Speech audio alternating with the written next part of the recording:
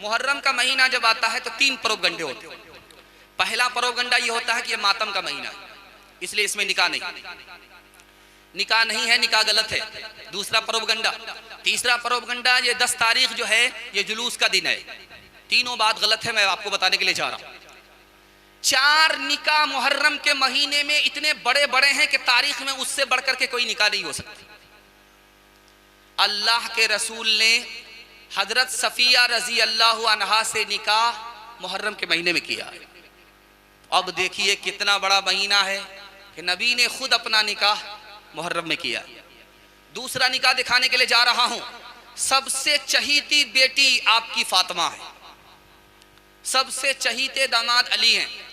अली का फातिमा से निकाह, फातिमा का अली से निकाह मुहर्रम में हो रहा है। दूसरा निकाह। और तीसरा निकाह आपको दिखाने के लिए जा रहा हूं।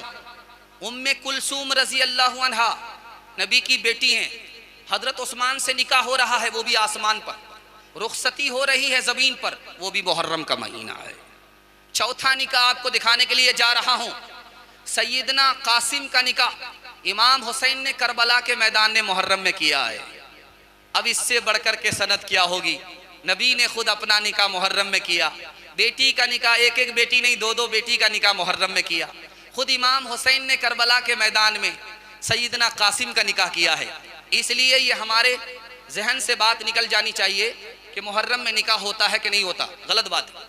इसी तरह एक बात और सुन लीजिए, निकाह के ज़िम्ने में आपको जिंदगी भर काम आएगी। वो क्या है कि जब आप निकाह कीजिए, बेटा बेटी का निकाह कीजिए, तो जंतरी देखने की जरूरत नहीं। किसी दिन भी आप निकाह कर सकते हैं, किसी महीने में निकाह कर सकते हैं। मैं राज आपको बता रहा हूं, इसलिए कि आप अगर शनिचर के दिन निकाह करेंगे, ये भी बहुत अच्छा। हजरत मूसा की ईद का दिन है, बताइए कितने बड़े नबी, उनकी ईद का दिन है। अगर आपने इतवार के दिन निकाह किया, हजरत ईसा की ईद का दिन है। अगर आपने सोमवार को निकाह किया तो हजरत दाऊद की ईद का दिन है।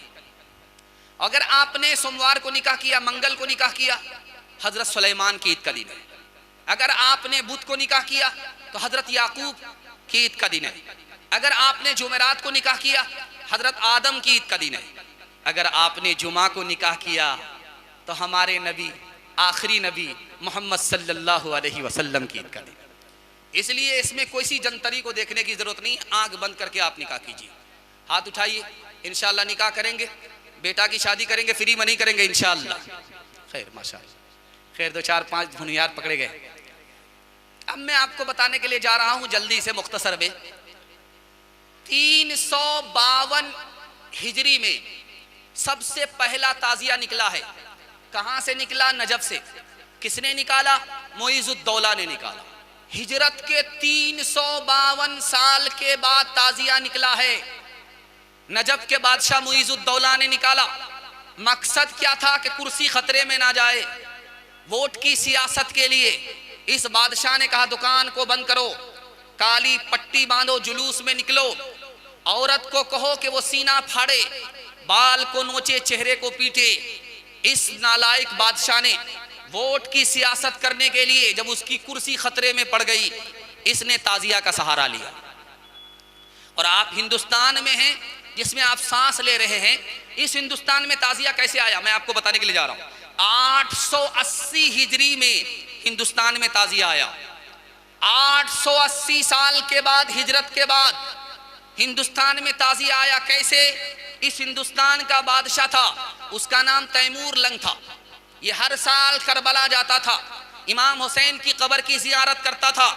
इनके चालाक वजीरों ने कहा कि तुम्हें वहां जाने की जरूरत नहीं है, नकली कब्र वहां से मंगा लेते हैं, उसी कब्र की यहां जियारत कर लेते हैं, काम बन जाएगा। आम का आम, गुठली का दाम।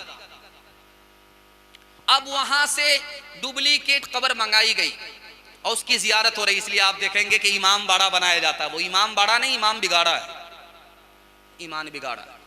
ये नकली कब्र है, वहां से मंगाई गई, इस बादशाह ने मंगाया। और 2 बात सुनिए ध्यान से, 2 आवाज अल्लाह को पसंद नहीं। एक आवाज शादी का मौका हो, खुशी का मौका हो, गाने की आवाज अल्लाह को पसंद नहीं।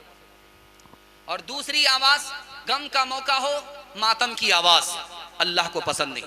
शादी का मौका होता है, बेटा डीजे बजाता, तो बाप कहता क्या कीजिएगा, लड़का फड़का है, मानता नहीं है।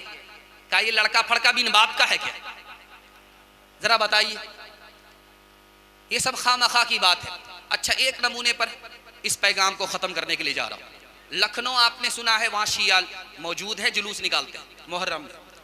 और अली मियां नदवी रहमतुल्लाह अलैह बड़े आलिम थे, लखनऊ के, इंतकाल कर गए। वो हयात से थे, अरब के मेहमान आए थे और इमाम हुसैन के खानदान के लोग थे, वो आए। देखा कि एक बार धमाका हुआ, डीजे की आवाज, ढोल की आवाज, धमाका। कहा क्या हुआ, हिंदू मुसलमान राइट तो नहीं हो गया? कहा नहीं हुजूर, आज इमाम हुसैन का जुलूस निकल रहा है, ताजिया निकल रहा है। तो कहने लगे इन्ना लिल्लाह, इन बेवकूफों को 1300 साल के बाद खबर हुई है।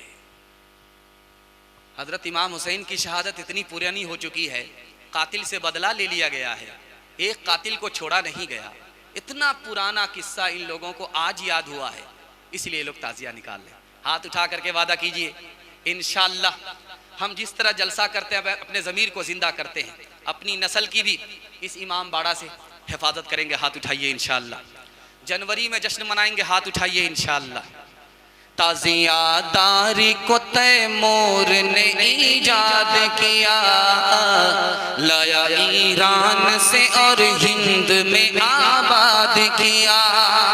गम मनाने का अजब ढंग ये इरशाद किया, रूहे इस्लाम को तैमूर ने बर्बाद किया। फिल तैमूर है ये कौले पैगंबर तो नहीं, गम का ये रंग शरीयत के बराबर तो नहीं। हम तुझे है तो फिर इतना तो जरा कर के दिखा, ढोल ताशों से तेरे बाप की मैयत को उठा, ढोल ताशे से तेरे बाप की मैयत को उठा, ढोल ताशे से तेरे बाप की मैयत को उठा।